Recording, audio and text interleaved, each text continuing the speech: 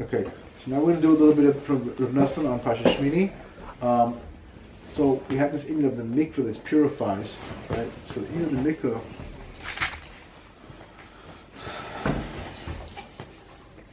a mikveh has to be right in the ground, like this.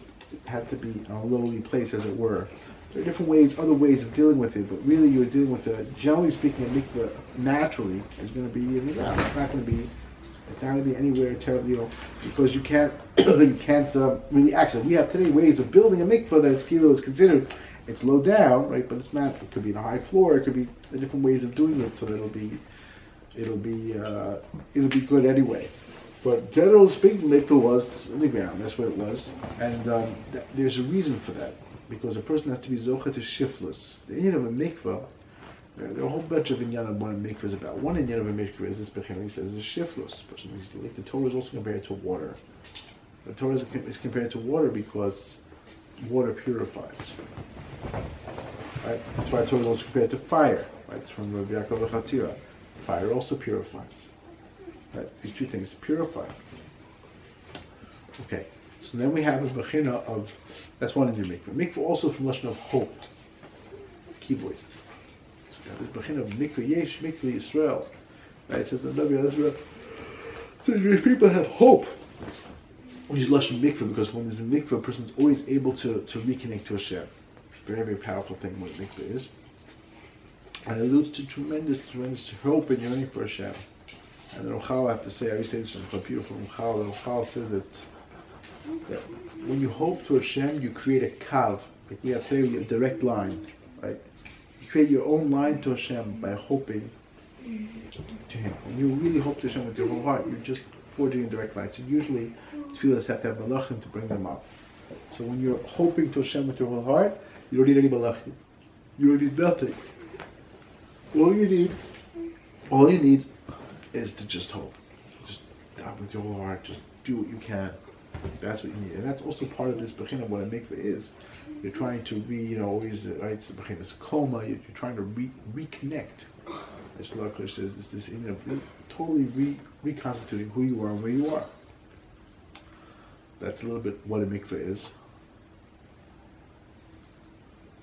Listen, of course, we have to say the Baditcher if you're already going, you got to go all out. The Baditcher says you have to know that coffee with milk in Hebrew and Yiddish, you say coffee is kaveh. Kaveh is kuf vav hey of mikveh. And milk chalav is gematria mem, which is the mem of the mikveh that's in mikveh. So you kind of access the coffee kind of accesses your mikveh. It's bechina. So kids, you have to enjoy it. You have to have this bechina of hoping to Hashem.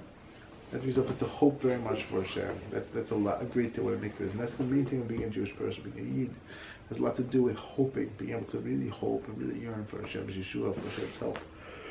So that's very much what a mikveh is about. And in general, that's the purification of tumah.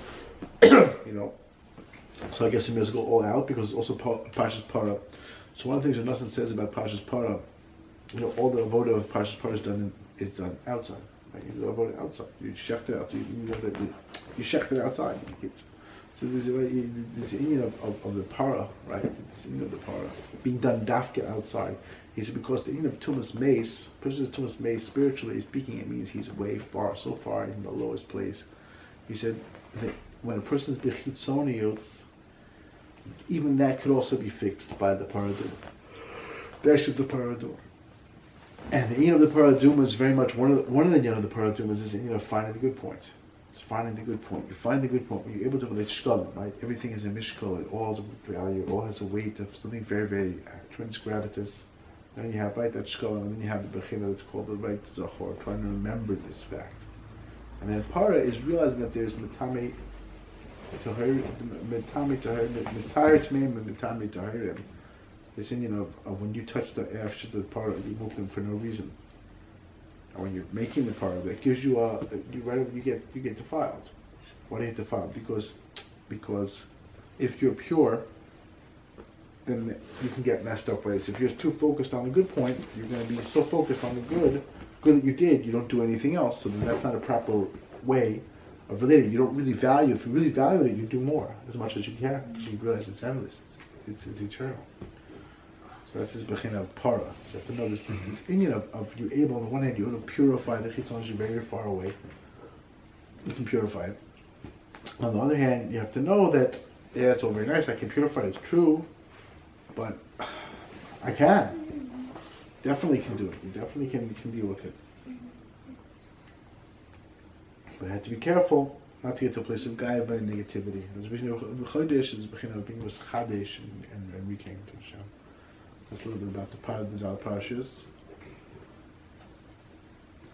Parshas Paro, all these beautiful things. Singing of hope, that's the main thing. The main thing in being a Yid is hope. Hope is the biggest thing. Like this tremendous koch. But you look to Hashem with hope. Tremendous koch.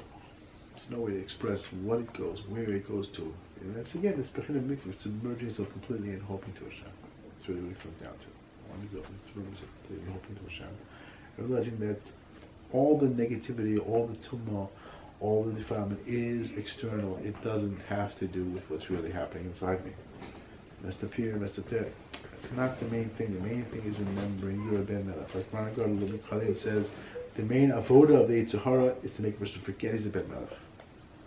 Our main avoda is to remember we're a ben melech. And stay focused and stay connected. That's our avoda. That's our job. And that's very much what the mikveh is about. It's externally, just get rid of that something, no problem. Go in, it's gone. What happened? It was never part of you to begin with.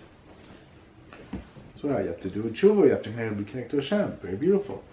But we need also to know that as long as we're hoping to Hashem, that's a tremendous purifying thing. And the mikveh is what it helps a person tremendously in this. You know, or Shem Baal Shem Tov said, you know, mikveh helps a person with the Yetzer Hara. We need any help we can get. So we'll be very chazak, chaparayim, whenever we can chaparayim. The person does whatever they can, better or worse, whatever way they can. Anything positive, do it. Grab hold, learning, do whatever you can do with great simcha, no matter what. And to try as much as possible to connect to Hashem through learning. If not during the night, so before the night.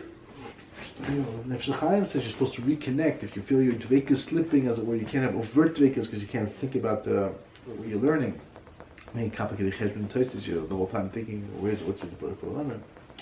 That was so easy. But you know, I do know that Baruch Ber Levovich, the famous Baruch Ber, during his shir, every few minutes he would say, but from the Baruch Olam, we're not allowed to forget. But from the Baruch Olam, the Torah forgets every couple of minutes, every little bit of time. Remember Hashem.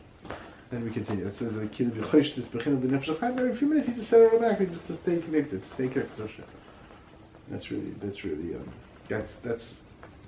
That's the job. Our job is to remain connected, to stay with the Nosson of Torah, not just the Torah, but remember the Nosson of Torah. Be connected to the Nosson of Torah. We're very lucky. We have to learn Torah. We're able to connect. We have to want. When you learn Torah, you have to want the Shema. If you don't want the Shema, you won't get the Shema. The want. Say, I want to get the Shema. I want the Morsh in the Torah, the light in Torah to change me, bring me for the better. That's how Torah works. That's how we're able to get to this place, this wonderful, very special place of the Torah influencing and changing. All the beautiful things. Amen.